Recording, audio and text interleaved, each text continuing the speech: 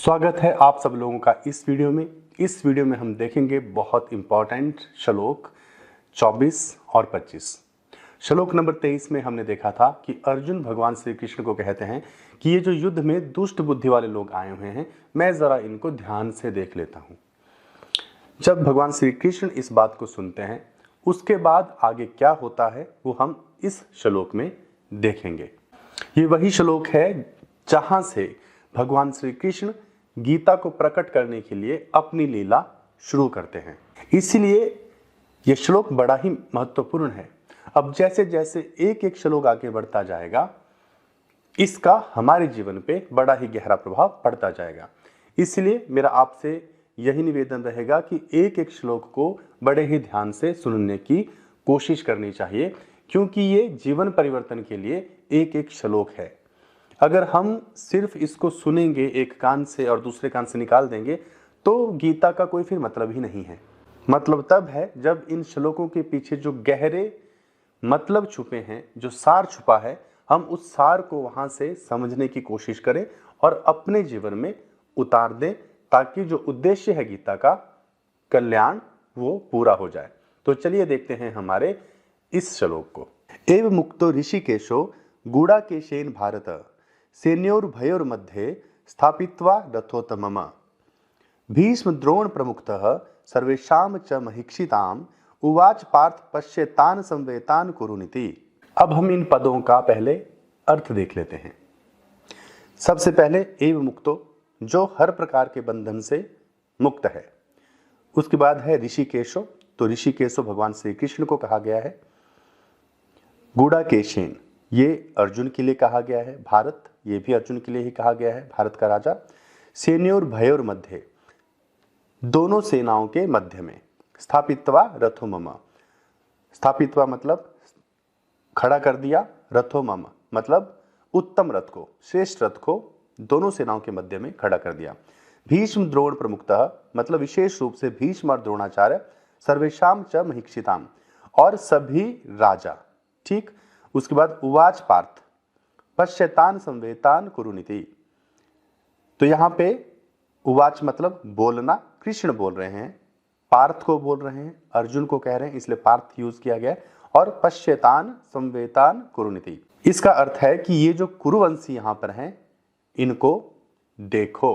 तो ये हो गया इन पदों का अर्थ। अब हम थोड़ा डिटेल में समझते हैं एक एक पद का अर्थ भी और भावार्थ भी, और उसके बाद हम देखेंगे कि इन श्लोकों का हमारे जीवन पे क्या प्रभाव है, इस श्लोक का जो भाव है उससे कैसे अपने जीवन को बेहतर बना सकते हैं, अपने जीवन को परिवर्तित कर सकते हैं। तो सबसे पहला जो हमारा पद है वो है गूढ़ाकेशेन। तो इस पद के भी दो अर्थ होते हैं, तो हमें यह देखना होगा कि कौन सा अर्थ यहां पर लिया गया है। गूढ़ाकेशेन, तो गूढ़ा केश मतलब मुड़े हुए बाल, यानी कि घुंघराले बाल।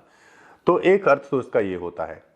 तो भगवान श्री कृष्ण अर्जुन को इस तरह से तो संबोधित नहीं करेंगे। तो अब इसका दूसरा अर्थ देख लेते हैं। तो इसका दूसरा अर्थ है कि गुड़ाका और ईश। तो इसका दूसरा अर्थ अब समझ लेते हैं। दूसरा अर्थ है गुड़ाका और ईश। गुड़ाका का मतलब होता है निद्रा और ईश का मतलब होता है स्वामी, यानी कि जो नींद के ऊपर स्वामित्व कर ले, जो निद्रा को साध ले, यानी कि जो निद्राजयी हो जाए। तो दूसरा अर्थ हो गया निद्राजयी। तो यहां पर ये अर्थ सटीक मालूम होता है कि यहां पर इसका अर्थ निद्राजयी ही है। श्री कृष्ण यहां पर अर्जुन को निद्राजयी कह के संबोधित कर रहे हैं, क्योंकि अर्जुन कई कई दिनों तक बिना सोए भी रह लेते थे। कई बार तो अर्जुन युद्ध करते थे तो कई रातों तक सोना नहीं हो पाता था, तो इसलिए वो निद्राजयी कहे जाते हैं। अगला पद है एव मुक्तः। इसका अर्थ है जो मुक्त होता है, जो निद्रा और आलस का जो सुख होता है उसके अधीन नहीं होता, यानी कि जो आलसी नहीं है, जो बहुत ज्यादा सोता नहीं है, कम सोने वाला व्यक्ति, वो मुक्त है। और दूसरा कि वो भौतिक वस्तु में बहुत ज्यादा लिप्त नहीं है, यानी कि जो हम कहते हैं ना कि दुनियादारी की चीजों में जिसका मन बहुत ज्यादा आसक्त नहीं है, यानी कि वो बहुत अटैच नहीं है इस दुनिया के साथ में, बल्कि विषय वस्तुओं को छोड़कर, मैटीरियल चीजों को छोड़कर उसका मन लगा है भगवान में। वो भगवान के प्रति आस्था विश्वास रखता है, उसका पूरा हृदय भगवान की भक्ति में ही लगा रहता है। तो अर्जुन का भी मन भगवान में ही था। इसी वजह से भगवान श्री कृष्ण अर्जुन के साथ बड़ा ही प्रेम करते हैं और इस युद्ध में उनके सारथी बनकर उनका साथ देते हैं। ये अर्जुन के प्रेम के ही कारण है कि भगवान युद्ध में उनके साथ खड़े हैं और ऐसे भक्त का भगवान भी आदेश मानते हैं। इसीलिए अर्जुन का आदेश सुनकर भगवान श्री कृष्ण रथ को दोनों सेनाओं के बीच में खड़ा कर देते हैं। अगला पद है ऋषिकेश। तो ऋषिक शब्द का मतलब है इंद्रियां। तो जो इंद्रियों का ईश होता है, स्वामी होता है। तो साधारणतः हम देखते हैं कि जो मनुष्य होता है, मनुष्य जीवन में मनुष्य इंद्रियों का गुलाम बन के रहता है, यानी कि अपने मन की सुनता है, अपने मन पे नियंत्रण नहीं कर पाता है। लेकिन जो ईश्वर होता है, इंद्रियां उसके अधीन होती हैं, उसकी प्रेरणा से इंद्रियां काम करती हैं, इसलिए उसको इंद्रियों का स्वामी कहा जाता है। इसलिए यहाँ पर भगवान श्री कृष्ण को, जिनके अधीन समस्त इंद्रियां होती हैं, उनको यहाँ पे ऋषिकेश कहा गया है। और वही भगवान जो अंतर्यामी हैं, जो इंद्रियों पे विजय करने वाले हैं, आज अर्जुन के सारथी बनकर उनकी आज्ञा का पालन कर रहे हैं, उनसे आदेश ले रहे हैं। अगला पद है सेनयोर भयोर मध्य स्थायित्वा रथो मम। इसका साधारण सा अर्थ है कि भगवान श्री कृष्ण ने अर्जुन के रथ को दोनों सेनाओं के मध्य में, जहां पर खाली स्थान था, वहां पे बीचों बीच रथ को खड़ा कर दिया, जैसे कि अर्जुन ने आज्ञा दी थी। अगला पद है भीष्म द्रोण प्रमुखतः सर्वेषां च महिक्षिताम। अब यहीं से भगवान श्री कृष्ण वासुदेव अपनी लीला शुरू कर देते हैं। अर्जुन ने कहा कि भगवान आप मेरे रथ को दोनों सेनाओं के बीचों बीच खड़ा कर दो। भगवान श्री कृष्ण ऐसा ही करते हैं, लेकिन बड़ी चतुराई के साथ। भगवान श्री कृष्ण बड़ी चतुराई के साथ रथ को एक ऐसी जगह खड़ा कर देते हैं जहां से विशेष रूप से भीष्म पितामह, द्रोणाचार्य, परिवार के जितने भी उनके सदस्य हैं, संबंधी हैं, वो स्पष्ट रूप से नजर आ सके। तो यहाँ पर ये चतुराई भगवान श्री कृष्ण ने क्यों की? क्यों उन्होंने कौरवों के सामने, उनके रिश्तेदारों के सामने, क्यों भीष्म पितामह के सामने और द्रोणाचार्य के सामने रथ को खड़ा कर दिया? ये समझेंगे हम हमारे अगले पद के अर्थ में। तो हमारा अगला पद है उवाच पार्थ पश्यतान संवेतान कुरुनीति। अब इस पद का अर्थ है कि युद्ध में आए हुए इन कुरुवंशियों को देख। ये भगवान श्री कृष्ण कहते हैं अर्जुन को, युद्ध में जितने भी कुरुवंशी आए हैं उनको देख। अब इसमें ही गहरा राज छिपा है, इसी में लीला छिपी है। यहां भगवान श्री कृष्ण अर्जुन को कहते हैं कि कुरुवंशियों को देख, जबकि वो ये कह सकते थे कि कौरवों को देख, या जैसे संस्कृत के इन श्लोकों में पद इस्तेमाल हुआ धार्तराष्ट्र, मतलब इसका मतलब है धृतराष्ट्र के पुत्र और कौरव। ठीक है, यानी कि जो अन्याय से राज्य हड़पने वाले हैं और यहाँ युद्ध की इच्छा से आए हैं, तो उसके लिए उस पद का इस्तेमाल किया है। लेकिन यहाँ पर श्री कृष्ण कुरुवंशियों की बात करते हैं। तो अब जब कुरुवंशियों कहा भगवान श्री कृष्ण ने, तो उनका अर्थ यहाँ पर कौरवों से नहीं है, उनका अर्थ यहाँ पर कौरवों से भी है और पांडवों से भी है, दोनों से ही है। क्योंकि भगवान कृष्ण यहाँ पर क्या कह रहे हैं कि सबको देखो।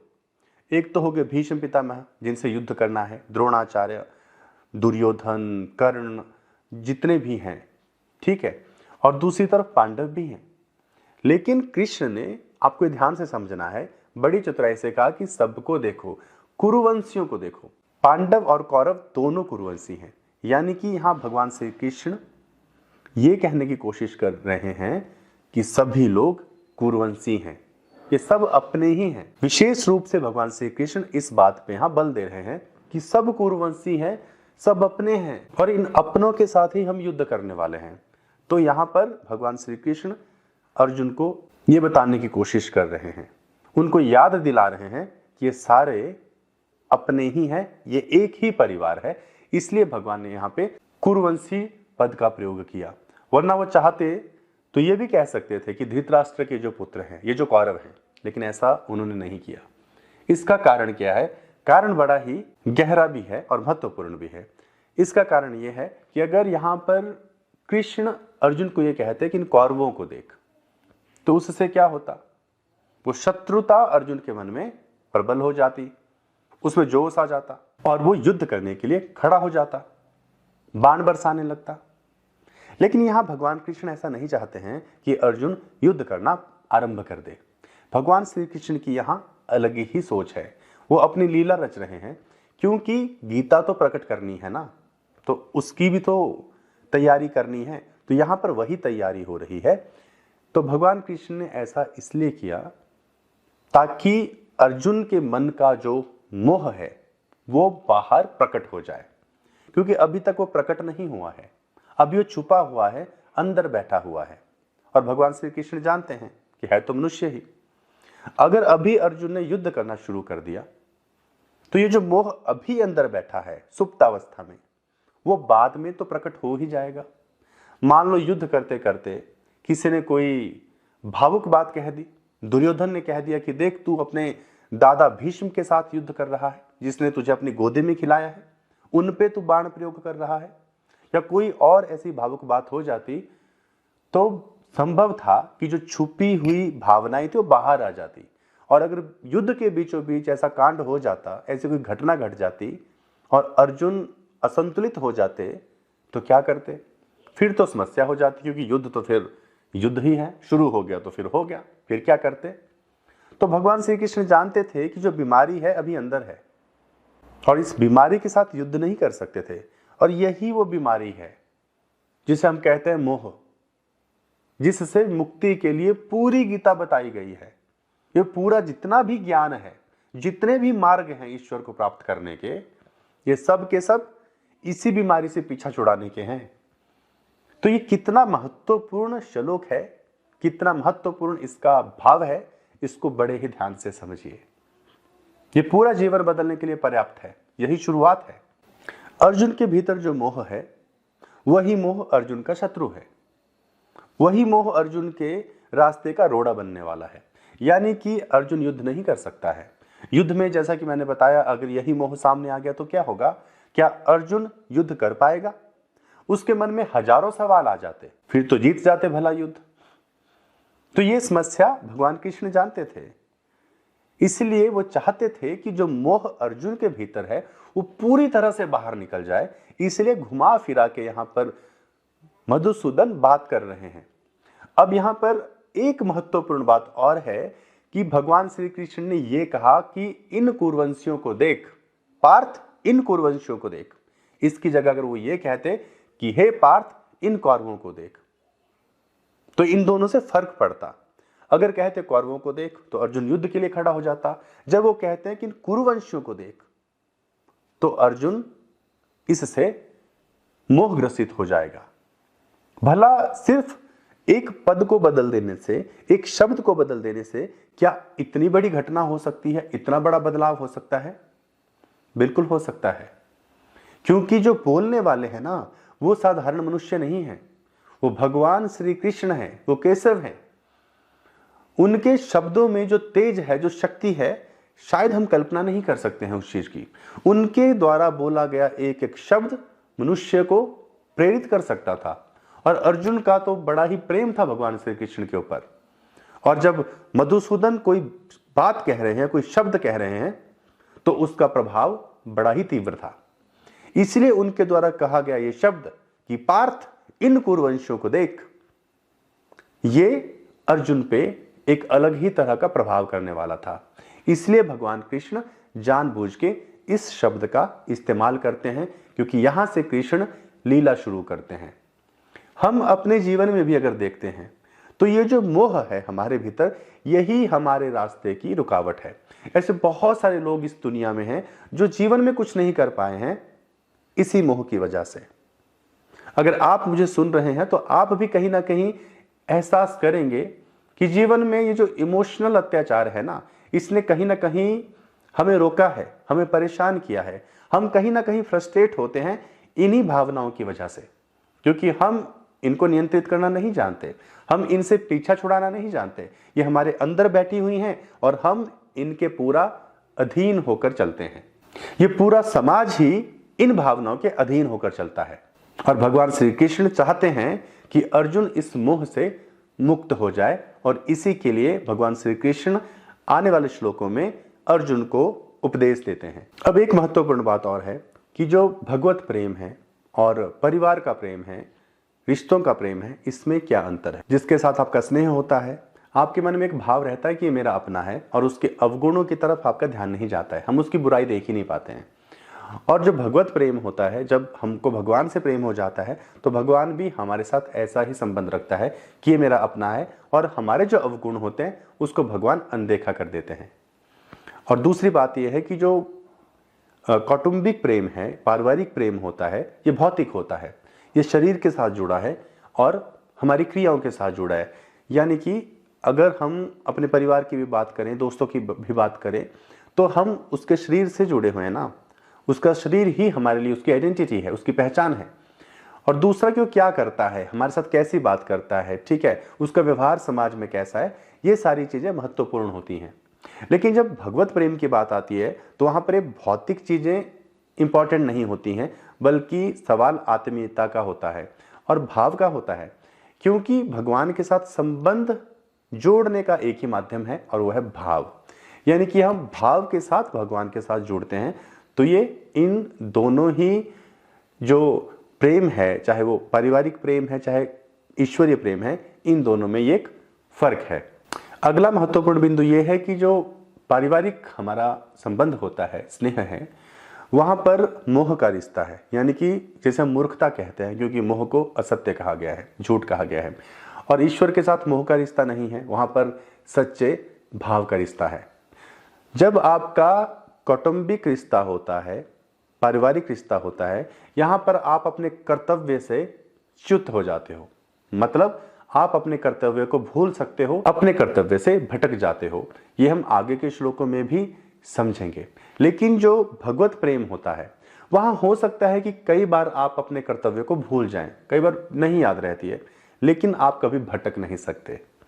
तो इन दोनों स्नेहों में अगर हम देखते हैं, जो चाहे पारिवारिक स्नेह है या फिर भगवत प्रेम है, तो जो सर्वोच्च और श्रेष्ठ है उसको भगवत प्रेम कहा जाता है। क्योंकि भगवत प्रेम स्वार्थहीन है और नित्य है, यानी कि जो कभी समाप्त नहीं होता, जिसका कभी अंत नहीं होता। तो इस श्लोक में आपने देखा कि भगवान श्री कृष्ण अर्जुन को कहते हैं कि ये जो कुरुवंशी यहां पर आए हैं, इनको देख, ताकि अर्जुन का मोह प्रकट हो जाए और उसके बाद भगवान श्री कृष्ण उसके उस मोह को नष्ट कर सके ज्ञान दे करके। तो ये था हमारे इस श्लोक में। अब इसके बाद हम देखते हैं कि आगे के श्लोक में क्या होता है। उम्मीद करता हूं आपको ये श्लोक समझ आ गया होगा। मिलते हैं हमारे अगले वीडियो में अगले श्लोक के साथ।